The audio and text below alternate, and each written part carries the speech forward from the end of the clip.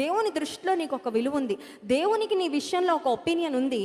అపవాది నీ జీవితానికి దేవుడు ఏ విలువనైతే పెట్టాడో ఆ విలువ తీసేసి నువ్వు విలువ లేని వ్యక్తివి, చేతగాని వ్యక్తివి, బాగా ప్రార్థన చేసుకుంటే నువ్వు ఇది అని రకరకాల ట్యాగ్స్, రకరకాల లేబుల్స్ నీ మీద వేస్తున్నాడు.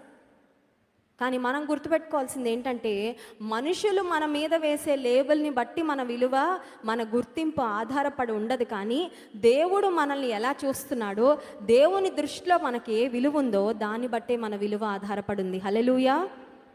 ఎవరో చేతగానోడివి అన్నంత మాత్రాన చేతగానోడిలా ఫీల్ అయిపోక్కర్లేదు. ఎవరో పనికిరాని దానివి అన్నంత మాత్రాన బాధపడిపోవాల్సిన అవసరము లేదు. ఎందుకంటే మనలో యేసయ్య ఉన్నాడు. మనలో ఉన్నవాడు లోకములో ఉన్నవానికంటే గొప్పవాడు. ఒకవేళ వెర్రివారముగా లోకానికి కనిపించవచ్చు, కానీ జ్ఞానవంతులను సిగ్గుపరచడానికి వెర్రివారిని, బలహీనులుగా ఒకవేళ సమాజంలో